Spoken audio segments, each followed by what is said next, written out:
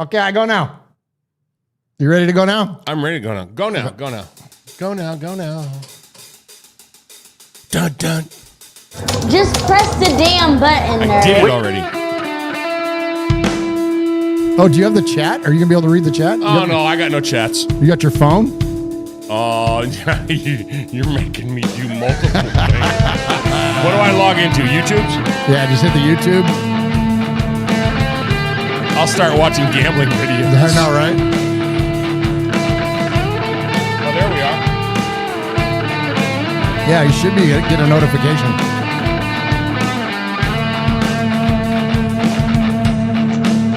Paul Edgerton is in there. Paul? Ma in. I love it. Our first two people in the chat are from the UK.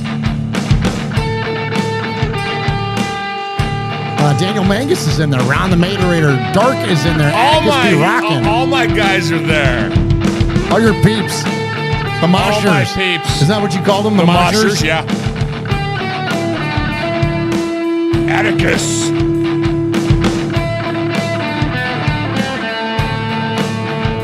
What's up, hooligan? Hey, hooligan, I got your jersey coming. The moshers. All my peeps.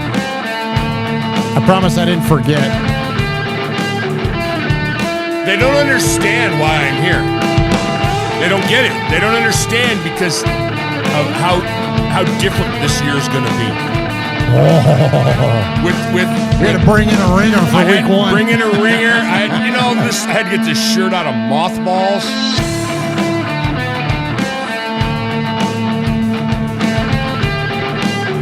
Chuck Rader, did we axe swag?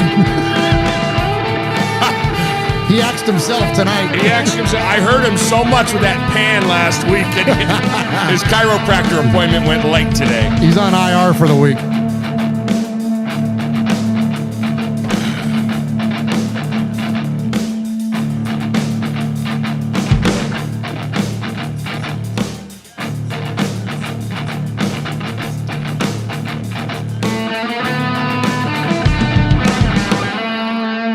All right, let's check in with one of Mosh's favorite recent Raiders, Richie Incognito, and get this thing started. Love that guy.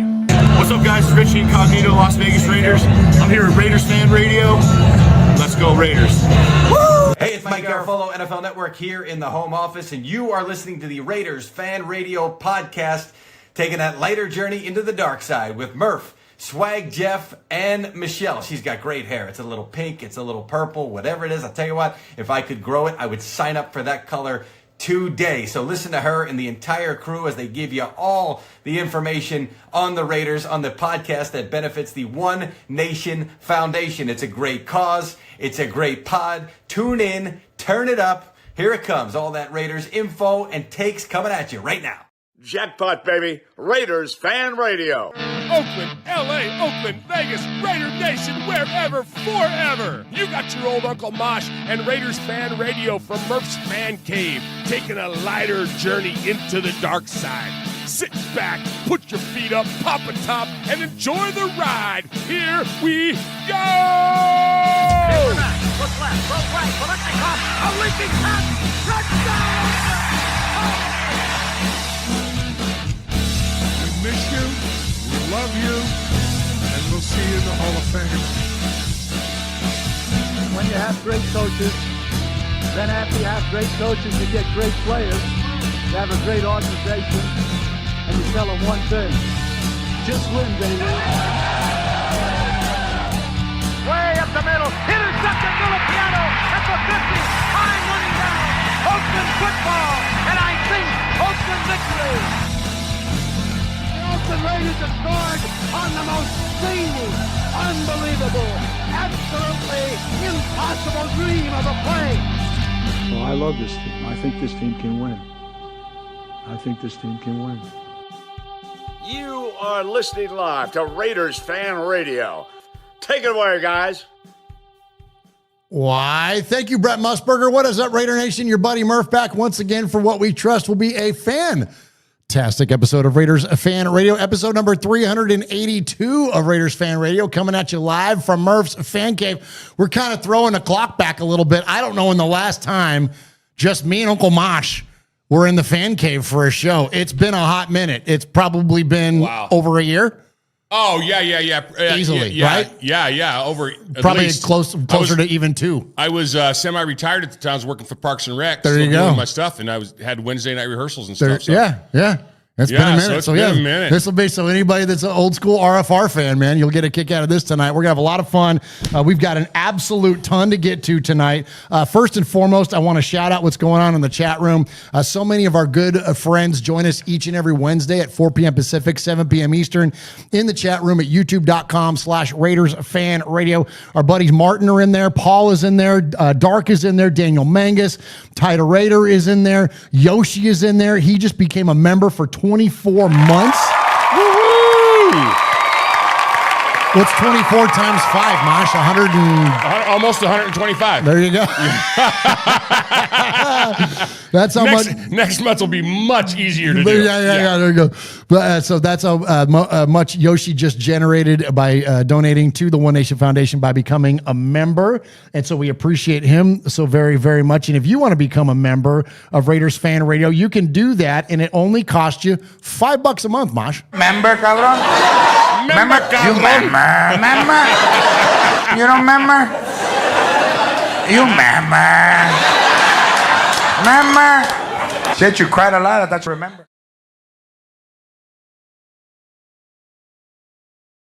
There, we appreciate you, Yoshi, so very, very much. And appreciate Yoshi also with a $30 donation and our buddy Hooligan Nation in there with a $20 donation. So that puts us at almost $200 for the night, Ash. Right on. Beautiful. Thank you all so very, very much. 100% of that money is going to go to the One Nation Foundation, where we give money to Raiders-related charities. I've got our check going out here just in the next couple of weeks. We're going to send it out to the Bolitnikoffs. We're going to write them a check for $10,000 based on your generosity. So thank you to all of those of you. Awesome. Thank you so very, very, very much for your contribution to Raiders Fan Radio, the One Nation Foundation. Every time that we talk to Angela or Josh Camonite from Raider Dad, or Max Crosby Foundation, or any of the numerous Raiders-related charities we've given money to, we always make it a point to tell them that we are just the vessels. We are knuckleheads with microphones. It is the generosity of Raider Nation, the generosity of the listening audience of this show. That's where that money comes from. We cannot appreciate you all enough. So thank you very, very, very much. Scott steps up. Oh my gosh, Scott Sweaty in there with a $28 donation to the One Nation Foundation. Scott. He says, Uncle Mosh in the house. Word. Love it, Scott Sweaty. Thank you so very, very much for that, Scott. And for those of you that don't know, so that One Nation Foundation is a nonprofit we formed back in 2019, Mosh. Pre-COVID, when we figured out we could actually make money by doing this thing, and we decided quickly that we wanted to give all of that money away. We've been taken care of in our personal lives, and so we knew that what we wanted to do with this show was just give it away. We just wanted to have philanthropy be part of Raiders Fan Radio, and that came to fruition through the One Nation Foundation. So thank you guys very, very much. And like I mentioned, we give strictly to Raiders-related charities, and it's 100% of that money goes to the Raiders-related charities and the One Nation Foundation. All right, so first, one more thing real quick. Thank you to the good folks at Believe. Thank you to the Believe Network. Believe. They are our new sponsor for the audio podcast. So if you don't check in on the YouTube at youtube.com/Raiders Fan Radio, you can check us out on the audio podcast on any audio podcast service, Mosh, just by searching Raiders Fan Radio on any of your favorites. That could be Spotify, that could be Google, that could be Apple, that could be Pandora, that could be iHeartRadio. Doesn't matter. Wherever you can find a podcast, you can find us. And so thank you to the good folks at Believe for supporting us there. And I'm going to get to the rest of our sponsors in a minute. But first, I want to celebrate Tida Raider, who just became a member for 21 months. Ta-da! Thank you, Tida. That's amazing, man. Your guys' generosity is incredible. It's week 1, Mosh. Everybody's feeling generous. This is a beautiful time of the year to get everybody get excited, and very thankful that you're joining me here tonight. Yeah, I want my intro. I'm turning it over to you right now. There is no intro. There is just give it up for the one and only. I was mixing Only and Uncle. Give it up for Uncle Mosh. Thank you. But wait, there's more.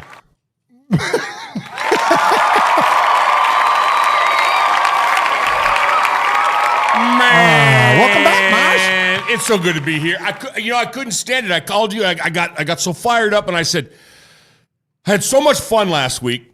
And for me, obviously the 110% best part about it was smacking the shit out of Swaggy with the pan. But all seriousness, I called you and I said, "Can I come back?" I know. I said I'd be, dipping in and dipping out and all that stuff. And I said, I got a feeling. I got a feeling about, and usually at my age, when I get a feeling, it means I got to go to the can. But I had this feeling, and I'm like, what's not going to the can this year is the Raiders. Oh, come on, Mosh. And I said, I want to go. I want to be on. Let me be there to kick off the season and put things right. Oh, nice. And let's just have some fun. And it turns out that there was commitments by your other hosts. I can't remember their names. And I said, let me just step in and see if I can help out. And sure enough, you said, hey, the table's open. Come on. And I said, all right. Heck yeah, man. I'm a gamer. And since this year's going to be one of those that will, it's gonna be one of those that's not a 4-13. You'll be seeing a lot of me, I'm afraid. Okay. Yeah. I love it. Yeah. Love it. Yeah. Love it. And I know everybody loves to see you in there. And so let me ask you this, Mosh. Okay, go ahead. We all did our schedule prediction. I'm not going to ask you to go run through the schedule line item by line item. We've already done all that and gone through it. But what is your gut? Give me your range. Like, is this a playoff team? Are you feeling that good? Last time we went to playoffs, 2021, you and I were there to see it. Yeah. Live at Allegiant Stadium. Yeah. Like, are you feeling that good like you did that season? I am. And if I remember right, I was captain prediction that year. Yes, you nailed it a lot that year. And a lot of people are going to think I'm crazy. A lot of people are going to think I'm crazy. I'm not going to go. I watched that guy. I sent you the clip on him. I loved him saying that we're going to sweep the Chiefs. Yeah. I don't believe that's going to happen. But I see us getting 10 wins. Okay. I see us going double digits for the first time in a long time. I love it, man. Love since that season. Because that was a 10-6 for us. So I may just say double digit wins. I may not be so bold like cousin Sonny, who's going to say 17-0, but or Paul, Yeah. But I'm going to say double-digit wins. Love it. Double-digit wins. And I think what's going to be really crazy is I think by the off week, I think people are going to be going, whoa, we need to start looking. Here come the frickin' Raiders, dude. Well, it's interesting you bring that up because, and before I've got FanDuel to get to, but before we get to that real quick, I was listening to Silver and Black today, and shout out our buddies Scott and Mo, and look forward to, I texted with Gil Branson this morning a little bit, and I'm going to be rejoining Scott for the post-game shows. So right after every Raider game, I'll be back on with Scott at Silver and Black today. And the two of you won't have to take, like Ambien or Xanax or anything this year. You guys can give up that prescription. I would certainly hope so, man. My word. Jeez, man. Yeah, that was rough. That 10-game losing streak last year. That was harsh. That was rough. That was a little bit rough. But shout out Mo and Scott on their last show. Scott was talking about expectations, and there's been, and now, shit, Mosh, you and I have been doing this long enough on this podcast thing. There's been years where media has been all over us. We've been the darlings of Rich Eisen and Kyle Brandt and all the the big media people that are out there. And then there's been times when everybody thinks we're going to suck and says that this Raider team can't get out of its own way and is going to finish in the cellar of the AFC West. We've seen the full gamut at this point. There's nobody that's been through the ups and downs like we have. And absolutely not. I agree. And especially when you look at where we were in 16, where it started in 17, where it ended in 17, then it's kind of stayed down until 21. Then we had another rise, and then it plummeted back quickly. It's like we have these like spikes. You know what I mean? Seriously, we're boom and bust like a real estate market. I mean, when you think about it, we are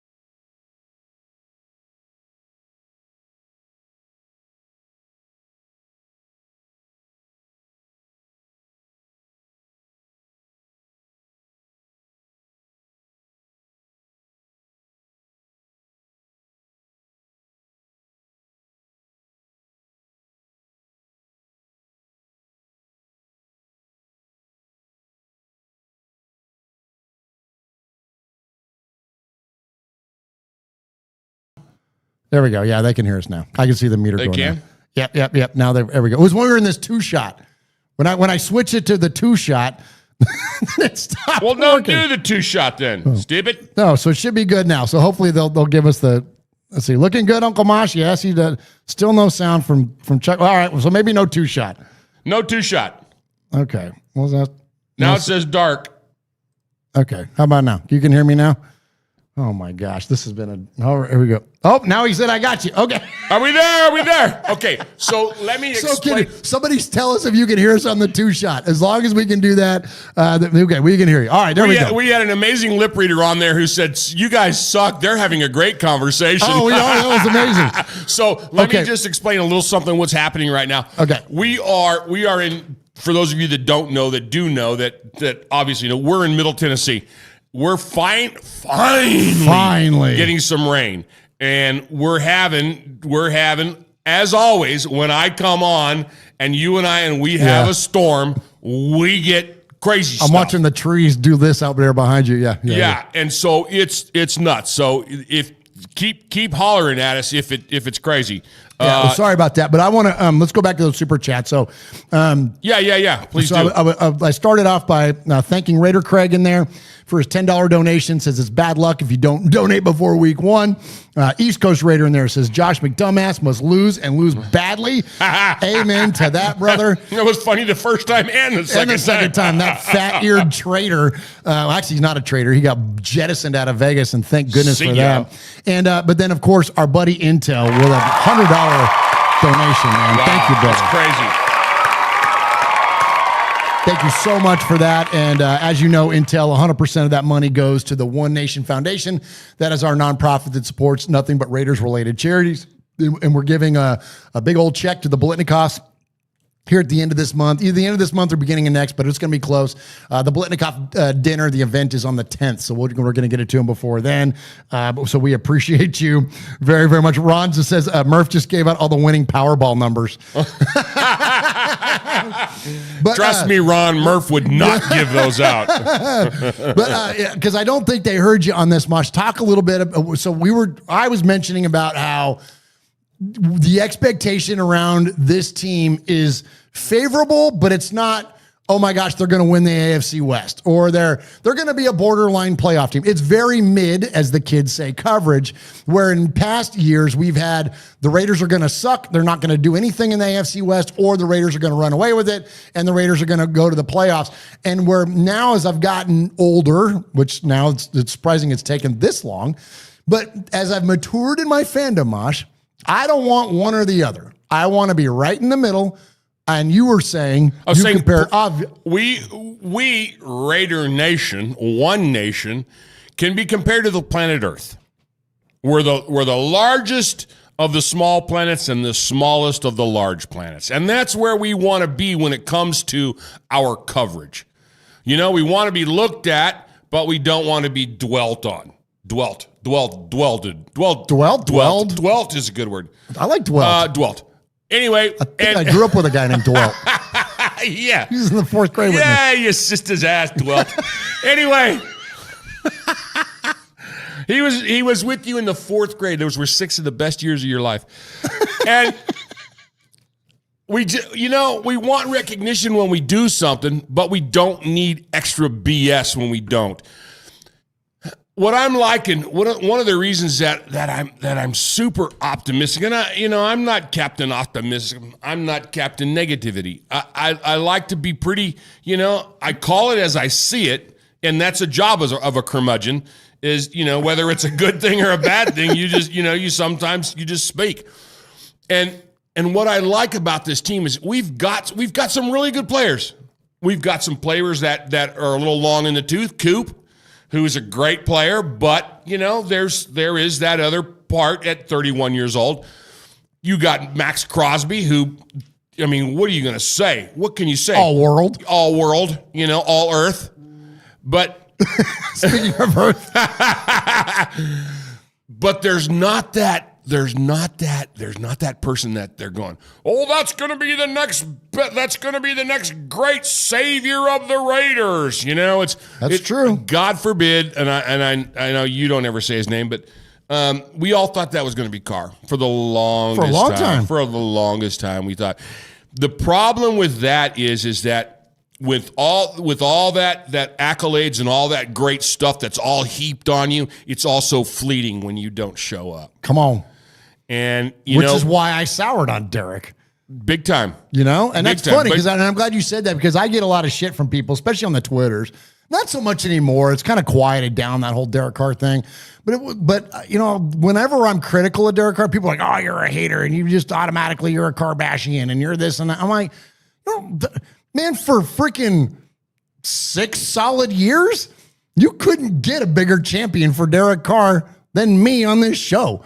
It just happened to change. And it was like, and that's the thing about opinions, Mosh. I love we're getting into this already at the top. Because it's funny because I have like a short-ish like list, like a rundown over here. Oh yeah, we'll get to that. I know, right? It's just like we just kind of get going on it. But whether it's Derek or anybody else, whether it's coaching, whether it's the team itself, my opinion is available for change. And I will go into a season with an optimistic outlook. Somebody on the Twitter the other day said, when I was talking positively about Pete Carroll and about having faith in Chip Kelly and him running the offense and being innovative. And they said, well, yeah, but you said that about Josh McDaniels and you said that about Antonio Pierce too. And I'm like, yeah, because I root for the Raiders to win. I'm a Raider fan. Shocker. And then when shit goes wrong, I'll start bitching, but I'll give them a minute. I'm willing to have grace to see how a thing plays out. And then when it does, yeah, I'm going to bitch about it. But out of the gate, I'm not going to start off negative. I'm not going to start off going, well, Pete Carroll's too old and Chip Kelly's unproven in the NFL. Right. This doesn't apply. But no, I want the team to win. I want them to be good. And if that makes me a whatever kind of fan to you, well, then tough shit. But like, that's how my brain works. I go into things anticipating good, anticipating positivity, but then I'm also a realist. And if it goes to shit over the course of a year, well, then I'll start complaining. But I'm not going to complain just to start. Exactly. And you know, I've heard you say it more than one time on this show and in just in life. That somebody who's Derek Carr was your favorite number 4 wearing starting quarterback of the Raiders till he didn't do good. And then when you don't do good and you don't fix it and you keep doing not good and you keep not fixing it and stuff goes sour the same way you didn't immediately hate McDaniel. You did. No. We all didn't immediately hate Lane Kiffin. For the 4 days he was there, you know what I'm saying? Yeah. I mean, it was like, okay, he was just cool. All right, this young guy, what does he bring? He's the next Gruden. He's the next Gruden. Even Gruden, when Gruden came back, what's his name that replaced Gruden? That was McDaniel. No, the guy first time? The guy that looked like the guy that Bisaccia. Bisaccia, yeah. The guy. Anyway, the Goldberg-looking guy. Yeah.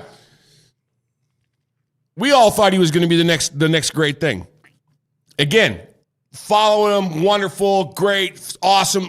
He's not wearing the silver and black anymore. Okay, see you. That was good. Glad you were here when you were here. Okay.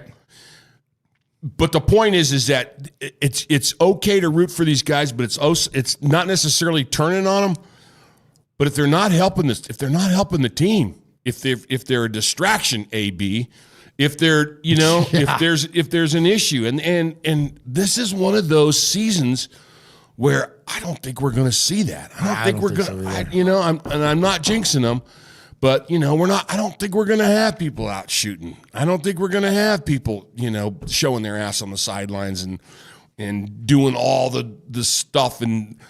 We're going to have injuries. Everybody. You can't play your uncle, who your namesake after. He'd say, basketball is a contact sport. Football is a collision sport.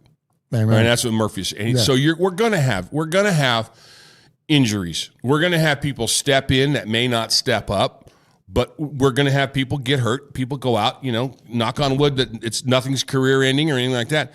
And that they can all rebound. But, I mean, who knows? Who's going to be – this may be one of those years where Bledsoe goes down. In comes Tom Brady, right? Yeah. You know, it's funny. I got in a conversation with somebody the other day on the Twitters there, because that's what I do. I love the Twitters. It's a great place to interact with Raider fans. And it was interesting that somebody, like I was talking about, because the conversation was around the backup quarterback and about, us bringing in Kenny Pickett. And they're like, oh my gosh, like if we're dependent on Kenny Pickett. I'm like, well, we shouldn't have to be dependent on Kenny Pickett. You want Kenny Pickett to be there to pick you up for a game or two should Geno get a little banged up. You're not dependent on Kenny Pickett to win you a championship. That's Geno Smith's job. And the response that I got from some folks was, if Geno Smith goes down, then we're screwed no matter what. Well, you know what? Guess what? So are the Philadelphia Eagles if Jalen Hurts goes down. So are the Kansas City Chiefs if freaking Mahomes goes down. So are the Buffalo Bills if Josh Allen goes down. Right. So are the Baltimore Ravens if Lamar Jackson goes down. Like, the best. So are the Bengals if Joe Burrow goes down.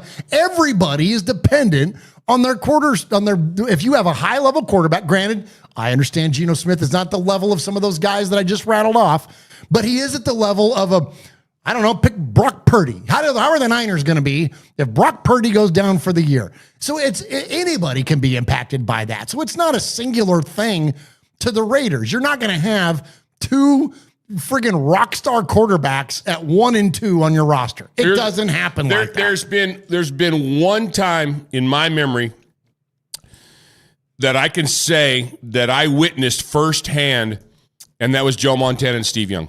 That's a good point. And that's the only time that I can say where it flip-flopped back and forth. And, we tried it. We tried it with Carr and Mariota. But most of the time when Steve came in, it was because Joe was hurt. Right. And Steve was able to step up to that level. That's why we have multiple quarterbacks in this entire league, why everybody carries more than one quarterback, because it's a collision sport. And there's going to be I know they're doing whatever they can to protect the quarterbacks, but it could happen. And you can't just quit. You can't just give up just because your quarterback goes down. So you got to rely on the next guy, and other people have to step up. Maybe the quarterback does better throwing to the tight ends. Maybe he does better in the long ball. Maybe you run the shit out of the football. Maybe exactly. So you have to realize that it's going to happen. But I think I don't know. I think the planets are aligning. On the 7th, we're going to have a red moon. There's going to be good stuff this year. And I think our team is just going to, I think there's going to be, mark my words that I said it here tonight. There's going to be some people that are going to get nationwide recognition for stepping up and saying, and folks are going to go, whoa. Now, who is it? I don't know. I just got that feeling. Nostradamus, I guess. And you, as you always are, and typically have a good track record of being Nostradamus. I'll give you my guy. I'm just gonna flip the name out there. I listened to Pete today, Pete Carroll talking about players and how they were looking, and because we're headed into week 1, we're just a few days away now. Malcolm Kuntz came back. There you go. And Malcolm Kuntz was on his way to becoming a marquee player. I mean, I understand that he got derailed by injury. I'm not sitting here trying to tell you otherwise, Raider Nation. I get it, man.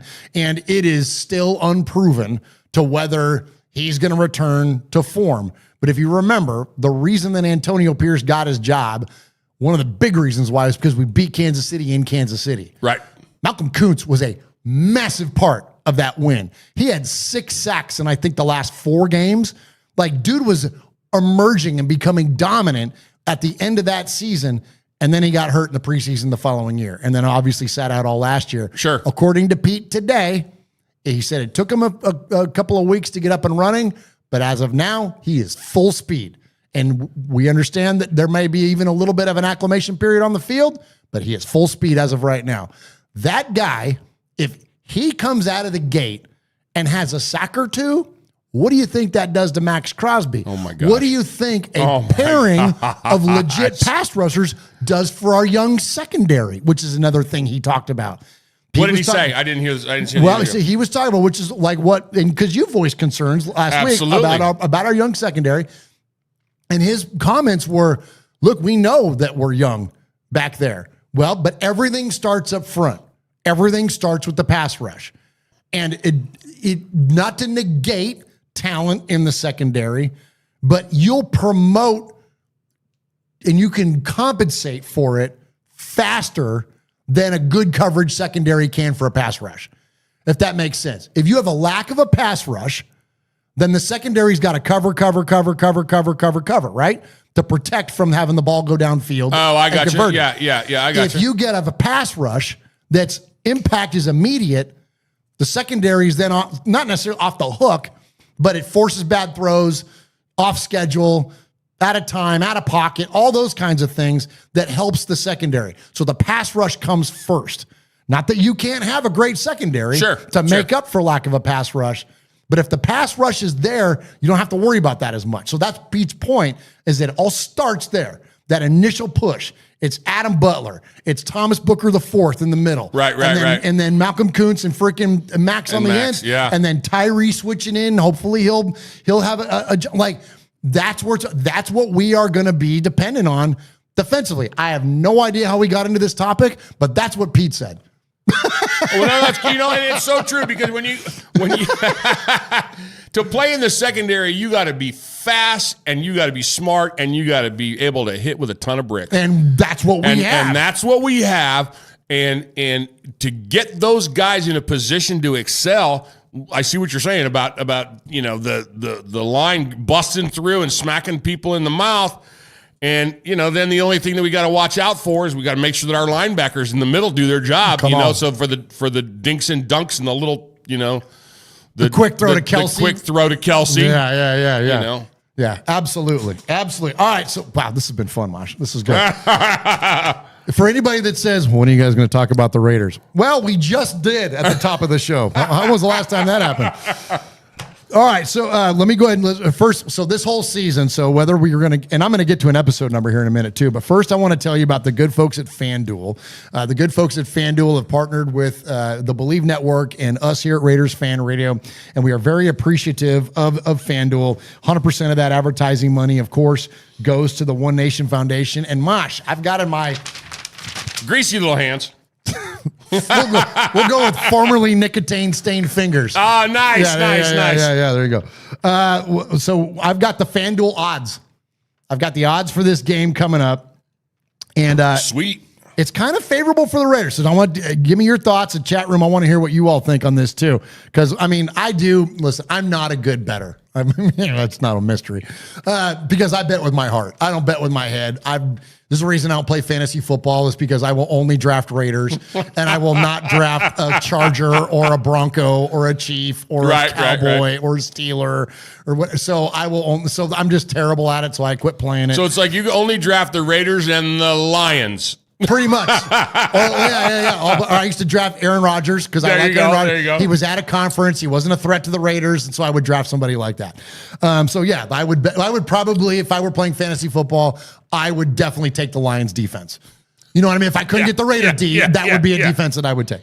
But anyway, so here's the lines on the Raiders, and I like them, but I am not a professional bettor, and so, spend your money accordingly. But I love the Raiders with the spread. The Raiders are getting 2.5 points. Okay. On the road. Okay. I kind of like that. And that pays out at a 104, a negative 104. So if you bet $104, you win 100, kind of a thing. Okay. So I like the Raiders on that. But this is the bet I'm going to make. I love this bet. The Raiders money line plus 122. So you bet $100, you win $122 back because we're going on the road and we're an underdog. So the money line pays favorably to the Raiders. So I love that one. And then this is one I'm not quite so sure about, because I think this I'm conflicted on. I want to get your feedback on this. And again, chat room, I want to hear from you too. The over-under on this game is 43.5. So combined score, both teams 43.5. Yeah. Okay, so that's a 20-24 ball game. Yeah. Okay? Which sounds pretty reasonable. Here's the thing that I'm thinking. The Raiders, to win on the road effectively, are going to have to play defense, like we just talked about, and also going to have to run the shit out of the football. Like, that's how you win the postseason. That's how you win on the road. That's how you win traveling to the East Coast. And we're going to get into the minutia of this game coming up in here in a minute. But just for the betting segment here, you got to win on the road by running the football. So if they run the hell out of the football and control the clock, we're not running up a bunch of points. But that said, this Raider offense is going to be explosive. And we know that the Patriots are susceptible to the run game.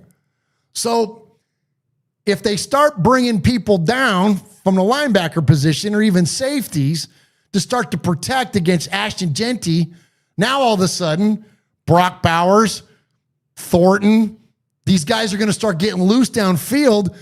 And if the Raiders have a questionable secondary, this could be a team that wins 38-33 every week.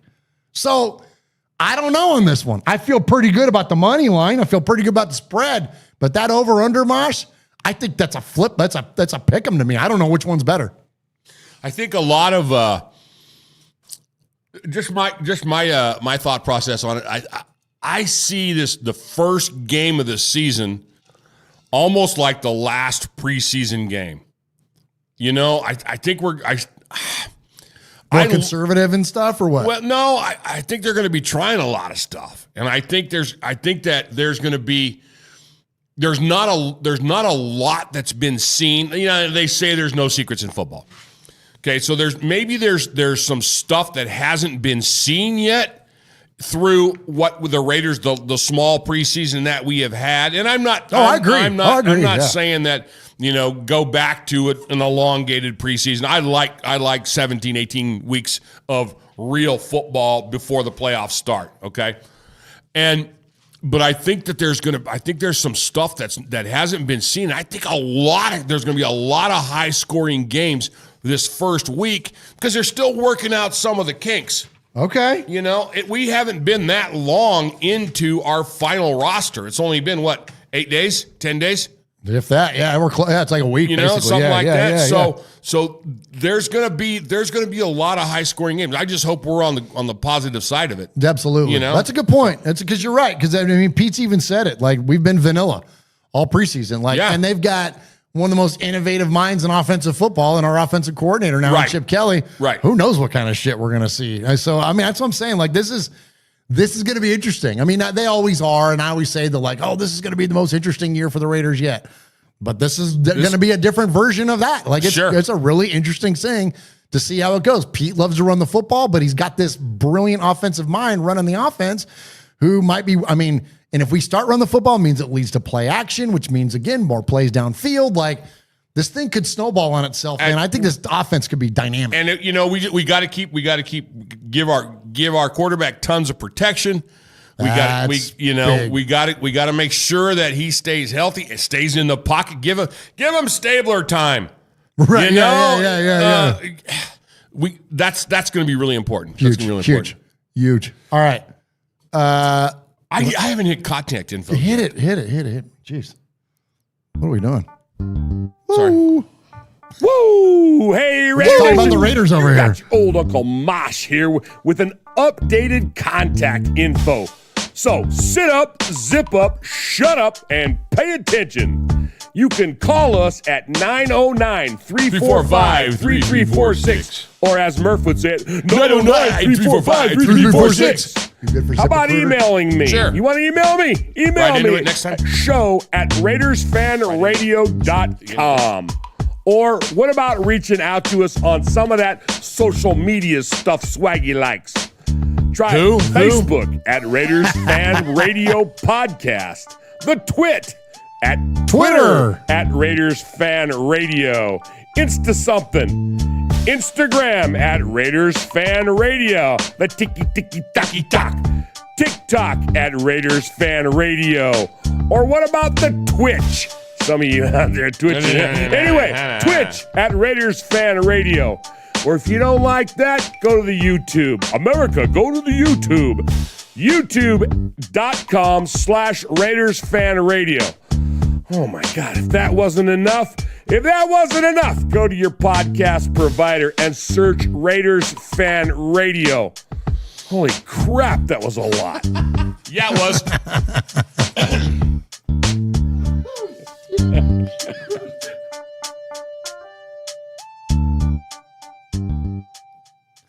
Good.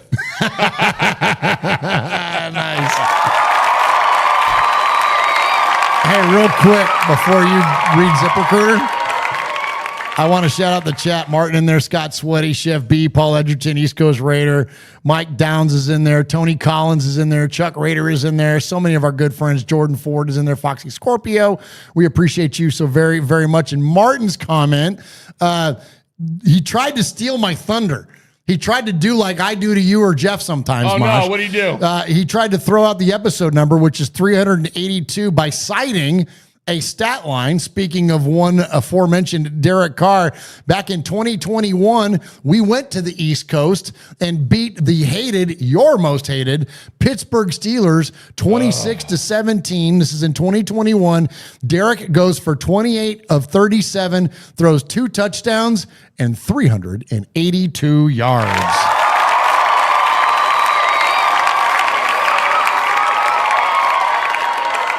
And I said that because we always take our episode number and tie it back to something significant within Raider Nation, but I forgot to say that. 26-17. That's 43 points. That's what the over-under is. It sure is. 43 and a half. So it'd be the under would have hit. That's the over-under. Interesting. You know what? We don't do math, but we love numbers. We love numbers. And you know, if that might be the indicator. You know what? I'm betting the under. There it is. Done. Bet the under. Betting the under. So here's the thing. We eat Raiders Fan Radio. You do everything. You're the producer. You're the director. You're the chief cook and bottle washer. But if you needed help, you'd call me. Yes. And I'd say, Murf, I'll help you, but you got to feed me. And then you'd go, well, hell, that's going to cost me a fortune. And I'd say, yeah, but I'm fun. And you'd go, but I could hire somebody. Mosh, I could hire somebody who would be here faster, work better, and cost me less. And I'd say, but Murf, where would you hire that person? How would you hire that person? And you'd say, well, I'd put an ad out. You'd go, and I just want to slap the shit out of you. And I'd go, Murf, you can't do that. But what you can do is you could hire ZipRecruiter. Because hiring, did y'all hear that thunder and lightning? We could hire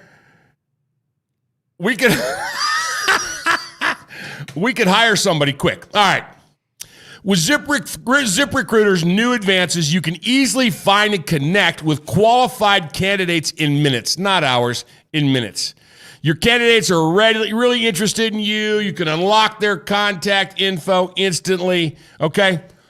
Use ZipRecruiter next time and save time hiring. 4 out of 5 employers who post on ZipRecruiter get a quality candidate within the first day. And if you go to ZipRecruiter.com/audio right now, you can try it for free. Again, that's ZipRecruiter.com/audio. Audio. ZipRecruiter, the smartest way to hire, not calling your Uncle Mosh.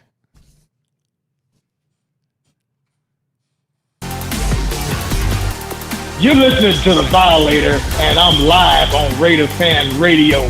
Where you at, baby? Jordan Ford in the chat says, a Mosh tangent leading into an ad read. The world is healing. That's amazing. Thank you to the good folks at ZipRecruiter. Somebody wrote, Mosh is just making noises now.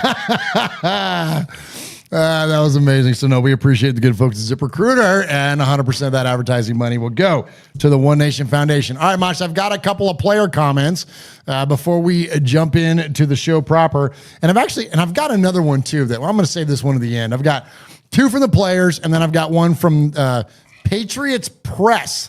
The Patriots press pass, folks, anyways. And I'm going to check in with them. But first, we're going to check in with, there's been a lot of, you're going to love this word, consternation. That's not when you can't poop. It's when you have a serious thought around a subject. I'm so glad you said that because I drink Smooth Moves tea to help with my consternation. There you go. So when you're consternated, Raider Nation, you tend to turn to the media at times to try to find some relief. Wow, look at where this is going. To try to find some relief for your consternation.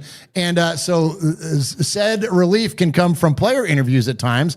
And there have been two things that I think have, besides the quarterback thing, the backup quarterback thing, two things I've seen this offseason that have had Raider Nation concerned.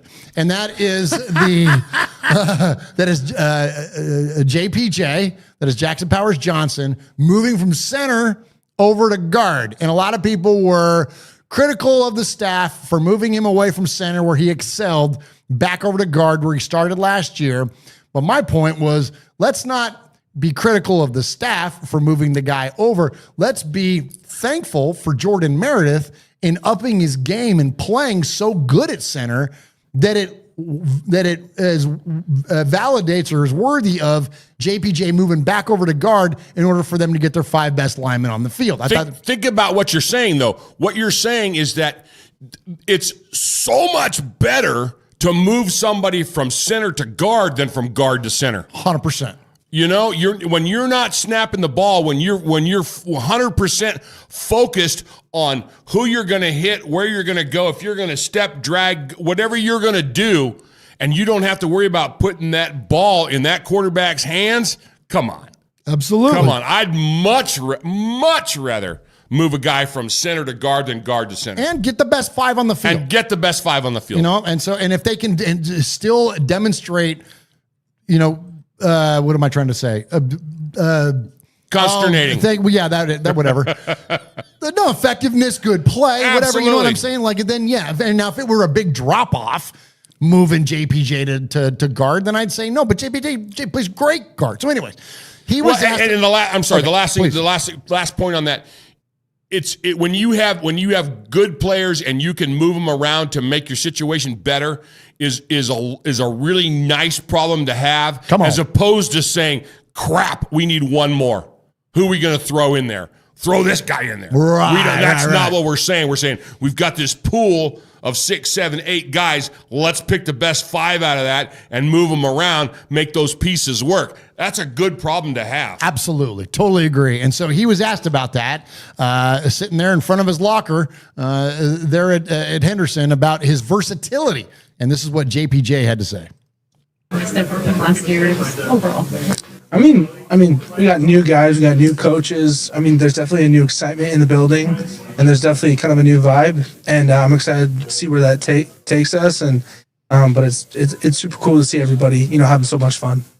What sticks out to you about this Patriots front four in particular?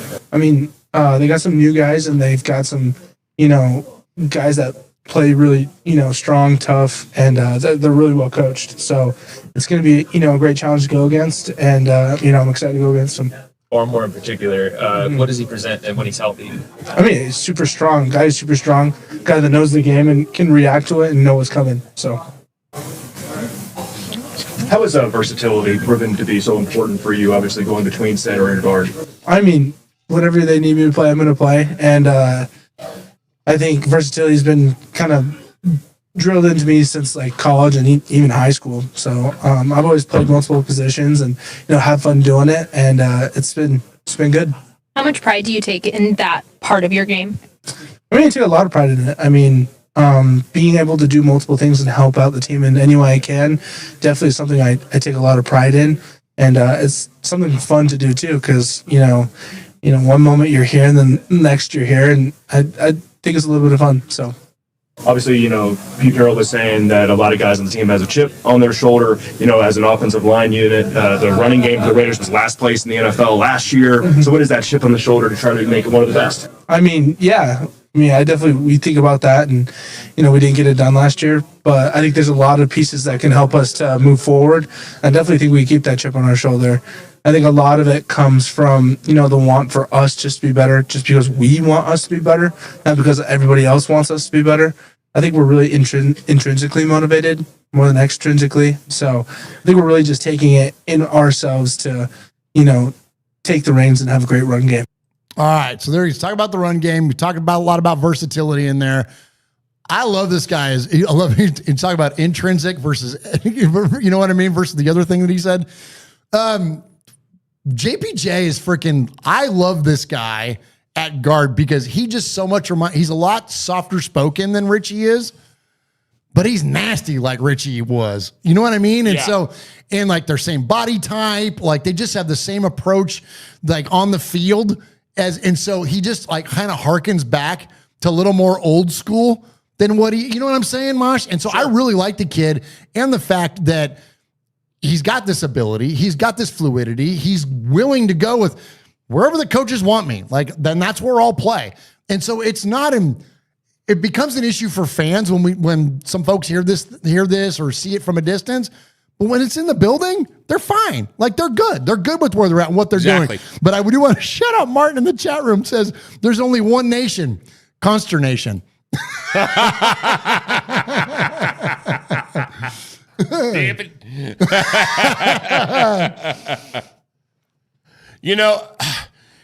I really like what he's so cerebral on really that. Is, and you gotta be really smart in your brain to be able to play multiple positions. And yes, in high school and in Pee-wees and all that, everybody plays multiple spots, and then you start getting pigeonholed as you go up.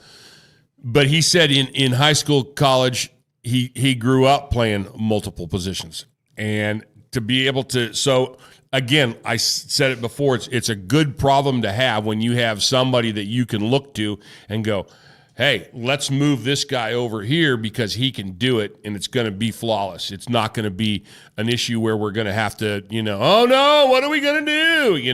It's so, man, it's going to be exciting. It's gonna be exciting, it is. sure. It is. I'm looking forward to watching this offensive line this year. I think that they're going to be stronger than maybe what a lot of folks are anticipating. I think that when the depth chart came out, we saw DJ Glaze back on the line out there on the right side. Right. It was just like, I'm like, okay, I feel pretty good about this line. And, Gino was savvy enough that should pressure get there, he can get out of the pocket. He's got some escapability. He's got some mobility to him.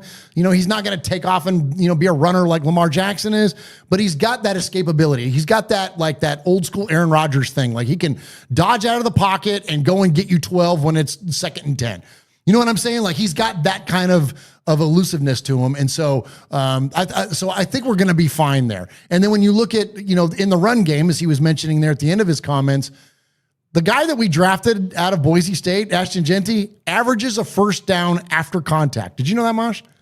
He averages after contact more than 10 yards after contact throughout his career. The guy averages a first down. So if the offensive line has a whiff, if we do make a miss on a play, he's not going to go down by the first guy that's there to tackle him. Ashton Jeanty is incredible about extending plays and moving the ball downfield. So, I feel really good about where this thing is going. Paul's got, I didn't mean to interrupt you, but Paul's got some comments on Ashton Jeanty. We'll get to that in a few minutes. Okay, wonderful. Yeah. Wonderful. All right. He's not going unnoticed by the RFR family. Absolutely not.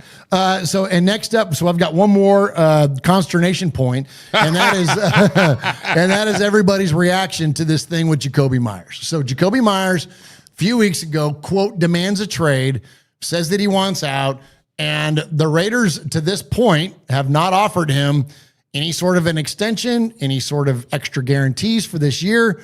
He is a flat out free agent after this year. We have probably drafted his replacement in Jack Besh.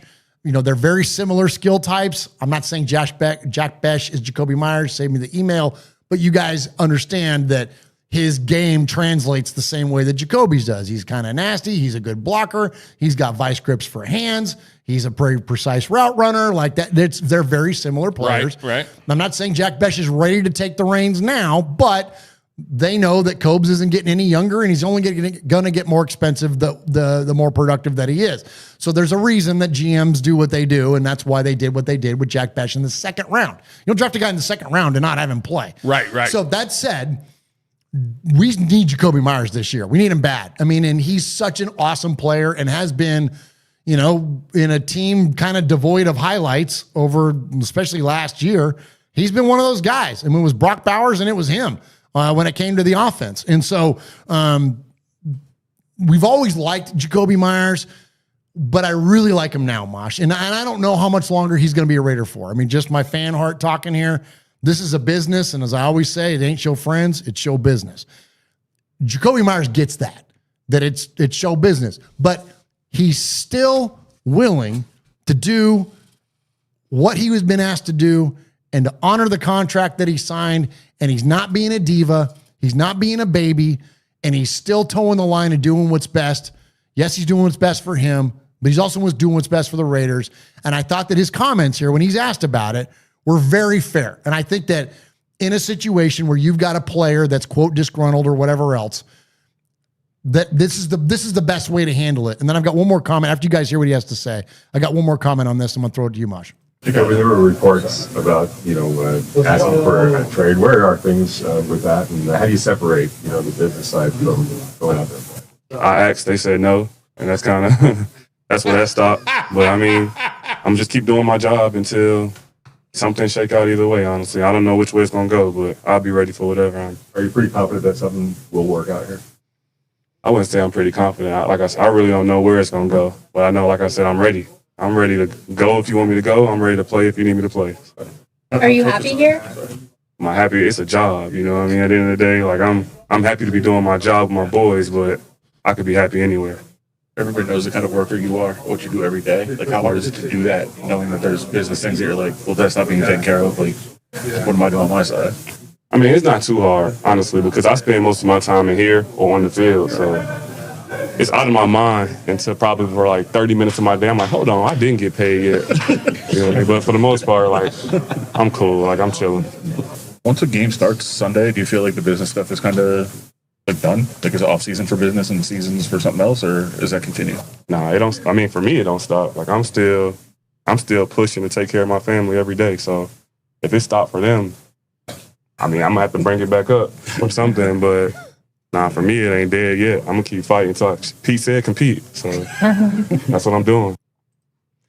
All right. So interesting comments there from Jacoby Myers, Mosh. Couple things. Not only did I like his willingness to say what it is, but also not threaten to sit out of practice, stay out of games. He's not giving up. He's not going to give it any less. I don't get that sense from him at all.